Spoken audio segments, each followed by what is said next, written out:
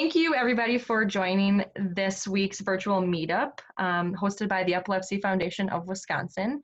Today, we're going to talk about a toolkit, which is a resource guide for parents with a newly diagnosed child.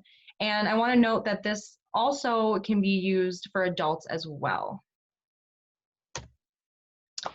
So my name is Alicia Thompson. I am the program manager for Epilepsy Foundation of Wisconsin, and I have been with the foundation for almost a year now. And joining me is Kristen, if you want to introduce yourself. Hi, thank you. My name is Kristen Dostal. I'm the Development Director for the Epilepsy Foundation of Wisconsin. I've been with the foundation for several years and have been volunteering for probably about a decade.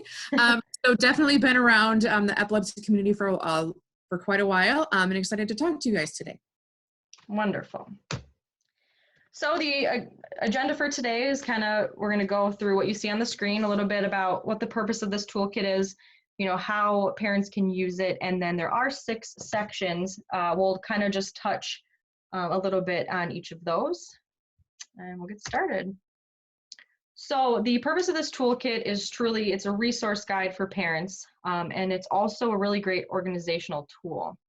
So I'll get into this a little bit more, but this is something, that a parent can take with them when they go with the child to see their neurologist or a doctor's appointment. And this is also a really great way to be communicating with anybody that's on your child's care team. Sometimes, it's not just you, it could be your spouse, a grandparent, teachers, neurologists, like I said, and it's just a really great way for everybody to, stay connected and kind of be on the same page as far as what's going on with that child. So how to use it, like I said, there's 6 sections and all of them are packed with information and tips. There's downloadable tools, and I know Kristen will get a little bit into the resources and forms towards the end of this. And then, like I said, it's really useful for appointments if you have questions you want to make sure that you get answered when you go to see the child's neurologist. You can write them down in this book. There's a medical form that you can take with as well. So the first section is, about epilepsy. So what is epilepsy and what is a seizure? So to any parent that is new to this is, can be a very scary thing. This section kind of breaks down, generally what is epilepsy, and there are different seizure classifications. So it kind of goes into detail with that, what is a generalized seizure versus a focal. So generalized being the whole brain, focal being a part of the brain. Again, I don't want to go too much into detail, but it goes over that a little bit. Then we have myths and facts. So there is that is a useful tool for parents to kind of, maybe you've heard things, but you don't know if they're true. So that's in there as well. And then one of the bigger pieces is how a child might be diagnosed. So that process might look a little different for everybody, depending on the seizure type and medical history. But it goes through kind of what a doctor would look for. So for example, it would go through the medical history, ask questions about, if they've had a fever, and if they've had any head injuries, etc. And then they're going to ask about as a parent, what are you seeing when your child is having a seizure? So on here I have the seizure recognition and first aid table and a seizure record form. So Kristen will talk a little bit about these, a little bit more detail, but just to note, these are really useful. So if your child is having a seizure, you can have that seizure recognition and first aid table in front of you, and you can tell what kind of seizure they're having, what kind of first aid needs to be done, and then the seizure record form. So this is really great. You can jot down, it's a scary thing, and you want to help your child, but the best thing that you can do is to really just be there for them, let them go through that seizure, and write down anything you see. Are they having rhythmic jerking? Are they there's a lot of factors that you can jot down, kind of what you visually see going on, which will help that neurologist kind of diagnose your child. And then it goes into some other details about some other testing that can be done. So that's a very, very, very helpful. And then it touches on treatments. So I won't go into too much detail, but What I will say is the goal is to, stop the seizures. That is the ultimate goal. And one of the biggest treatments is going to be medication. So you and your child will work with your neurologist to kind of go over, what medication might work. They might try different types, different dosages. It really depends on the type of seizure and some other factors as well. So it talks about some other treatments. And then one of my favorite parts about this section is the medical team providers that are defined. So as I talked about your child's care team, it might not just be a neurologist. You might be also working with a pediatrician and some other people in the medical field. So it gets a little confusing. There's a lot of people. So this is a really great way for you to kind of see who might be involved in your child's care. All right, then we're going to go right into section 2, so managing epilepsy. This section talks a lot about the importance of community. As a parent, you want to do everything possible to make sure your child is safe and healthy, but it's very important that you have other people, as part of that process. So that's why I have community on there. Whether that is, your spouse, grandparents, whoever it may be, but community is a really big thing. And then kind of touched on this a little bit, the medical visit form and then the seizure action plan. So medical form, as I mentioned, you take that into your doctor's office, and that's a great way to write down questions so you don't, miss anything that you might want to ask. And then seizure action plan, I'm actually going to talk about that on the next slide. And then we also here at the foundation, we have what's called a care notebook. I don't know, Kristen, do you want to talk about that at all right now? Sure, absolutely. So the Epilepsy Foundation of Wisconsin developed a care notebook in conjunction with our national organization several years ago. And so it's very similar to the notebook, the care notebook, the toolkit that we're going over now from our national organization. Obviously outlining just a couple of in a different way. There is the ability to use and fill in forms on our notebook via a computer. So you can fill in forms right from your phone if you need to. So there's just a couple of differences, nothing major, but just a couple. Yeah, and I think when we post this on the website, we can definitely link that as well, correct? Yes, for sure. Okay, wonderful. So just a few more things about the section 2. It talks about medication tips, which I think is very helpful, especially if parents are very new to this. Medication can be confusing. So there's some tips on that, which is really great. And what to do if your child does have a seizure. Again, this is where that seizure recognition form and the record form can come into play that I talked about previously. And then, wrapping that section up is just tips on how to keep your child safe. And let's go right into section 3. So how can parents help? So there's a few different parts I broke this down into. So again, I know I talked about the importance of, not doing this alone. So I have building a support network. So for example, here at the Epilepsy Foundation of Wisconsin, we have support groups that we do in person, and now we're doing them virtually. So in person, they're all around the state, which you can find on our website, and we can link that as well. And then Camp Phoenix. So Kristen, I'm going to let you talk about Camp Phoenix just very briefly if you want, just to share kind of what that is for people that don't know. Absolutely. Camp Phoenix is a program that we developed with the Wisconsin Lions Camp, which is just outside of Stevens Point in Rochelle, Wisconsin.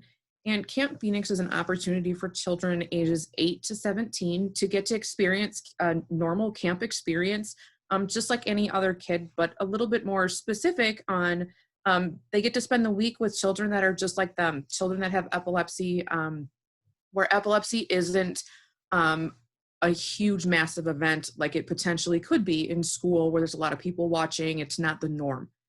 It is very much the norm at camp. And so it teaches a child to what to do during a seizure for somebody else even, and how to get back out into doing things or what they were doing before and after a seizure. So great opportunity. Yes, definitely.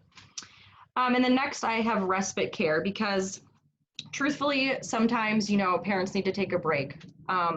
it can be a lot, especially if this is very new to you. So respite care allows you to take time for yourself, to take care of yourself physically and mentally. And I know, Kristen, did you want to talk about this now, or do you want to talk about it when you get to your slides? I can talk about it in just a little bit. Okay, sounds good. And then the next one I have is schools. So sending your child to school, this is where the seizure action plan can come into play. So what that is, it's a really great tool for your child's teachers, their bus driver, their, the principal, whoever it may be, the nurse. It has all the child's information and the guardian or parent's information, what type of seizures they're having, length of time, seizure first aid for that child, any specific, anything specific that needs to be taken care of if there's a rescue medication. It's just a really good tool for the school to have. And then I have backpack written down. If a child were to have a rescue medication, it's really important that it's sent to school with the child, and the teachers or whoever is going to come in contact during the day knows that the rescue medication is in there. And some other thing, the seizure action plan can be in there. Kristen, am I forgetting anything that we talk about to put in the backpack? No, maybe a change of clothes. Yes, right. Something like that, just extra resources for your child in the event, that a seizure does happen, like you were talking about. Yeah, thank you. And then journal is another one. So having communication between parents and the nurse and the teacher is really helpful if they, ended up having a seizure the night before, maybe to document that so that way the nurse or the teacher kind of knows if things are a little off with the child the next day, and vice versa. That's a really good tool as well. And then the last one I have there is educating. So Epilepsy Foundation here, we do educating in schools for school personnel, for classrooms, for nurses. We also go out in businesses and do this because really educating is, the number one way for people to know how to do seizure first aid, kind of talk about the different classifications, and really, teach about epilepsy so we can stop seizures. So that is to wrap up section 3. And Kristen, I think this is you. Yeah, so section 4 talks about life stages with epilepsy. And as a parent, what should you be concerned about? How can you help? What are some of those things that could be useful to you? So one of the key points that we want to make sure that people understand with a newly diagnosed child, or anyone of that fact, is that epilepsy affects children of all people, of all ages, stages. It doesn't discriminate, so it can affect anybody. And that it doesn't affect any two people in the same way. So seizures are not identical from person to person.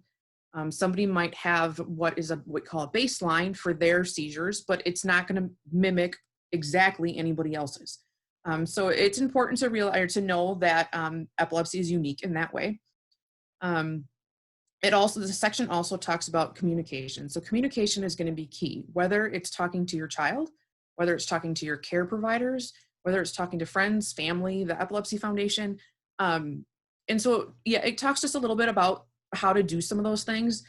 Talking to your child as soon as they're able to understand about epilepsy. It's going to be pretty general and easy for them to understand at that point. And when they get older, you can talk in more depth. But helping them to be able to be comfortable talking about epilepsy is really important to start at an early age. Meet with your teachers, meet with your other family members, and how these children can benefit from all of this help. Sometimes other doctors, Alicia, you had talked about a care team. Sometimes that can involve a therapist or psychologist, depending upon what concerns parents might have about their child. And then, so then we go into talking, I think you can go to the next slide. Yep, perfect. So the stages it talks about, so infants and toddlers and children is kind of how it starts. So seizures occur most often in the early stages of life because that's when the brain is doing the most growing and the most developing. And so recognizing a seizure in an infant can be very difficult because they're not able to tell you how they feel. They're not, they can't talk to you. And so it could be potentially a challenge at that point. And so recognizing a seizure along with a diagnosis could be hard. Alicia talked about some other resources that are good. Cell phones are so prevalent in today's world that taking a video often helps the medical team be able to diagnose things like, when your child is having a seizure, what type of seizure that is. In the infant and toddler stage, one of the biggest challenges that people or parents might recognize is difficulties with childcare, in obtaining childcare. And so this section talks a little bit more about that and where to get more resources, and how to talk to the Epilepsy Foundation. We can help you through that, and just kind of what questions to ask and what processes to take if you need that.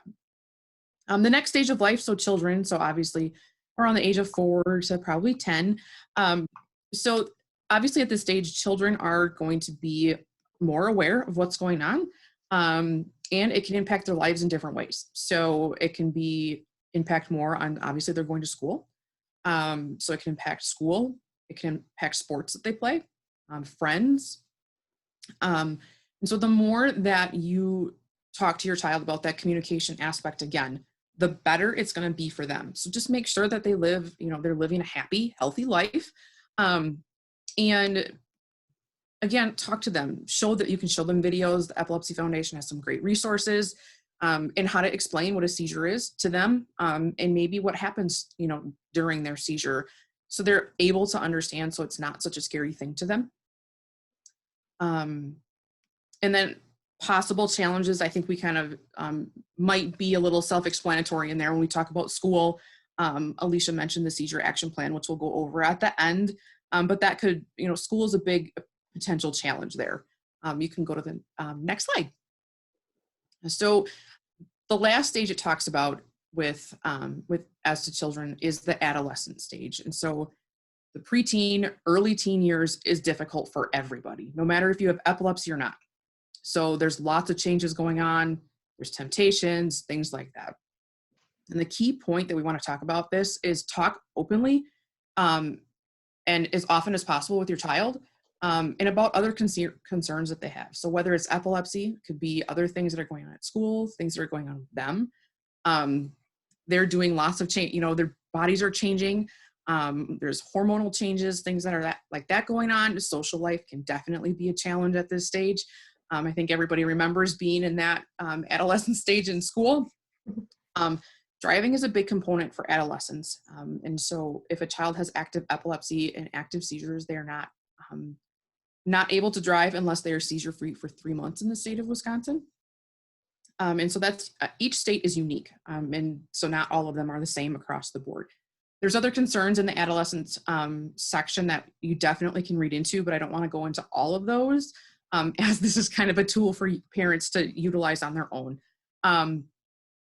Transition to healthcare is huge. So when a child is 16, 17, 18, they are going to transition to an adult epileptologist, potentially adult neurologist, versus their pediatric care provider. So, how to talk to your doctor, how to ask questions, just to understand more about what is happening to them and how to express their opinions. A very common question that we get around the adolescent stage is when we talk about SUDEP. So SUDEP, if you don't know, is the sudden unexplained death in epilepsy, which means in otherwise a healthy person, a person passes away due to a seizure during their sleep.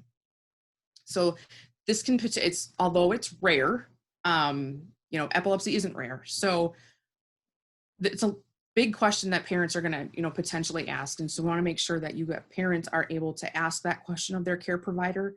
What are my risks? What information do I need to know that I don't know now? So the Epilepsy Foundation has a unique program just for that, about SUDEP. So we want to make sure that everybody knows that's available. And one of the other things about in the communication aspect we talked about was I wanted to show you guys a little bit of a video. So Alicia, if you could click on that video, it should play. We just wanted to show you a small part of this video from the Epilepsy Foundation, where they encourage people to talk about it. The Epilepsy Foundation's advocates work, nationally to spread awareness and to talk and to help parents and children, individuals, to realize that they're not alone in this fight. So this is really an important thing to share. And you can definitely access any of these videos on the Epilepsy Foundation's YouTube channel. We will also link it in our Epilepsy of Wisconsin website, so you are able to check them out there. So lots of information. Definitely feel free to look for that. And if Alicia, you want to go to the next slide. So stage 5 is a section of resources. So there's lots of websites, lots of books, lots of information out there. So some of the key websites that you would want to check out would be ours, definitely. So the Epilepsy Foundation of Wisconsin. And then our national organization as well that we're an affiliate of, which is the Epilepsy Foundation of America. And so we get a lot of our information from the CDC to share with our communities. And so that's definitely a place to look in addition to those other websites that I just gave you. We are blessed with a lot of books that talk about epilepsy in different ways. Children's books all the way up to, how-tos for parents. So there's a comprehensive list actually of books here for parents to actually look into, dig into, find out, where they can find some of these resources on their own. It also talks about frequently asked questions.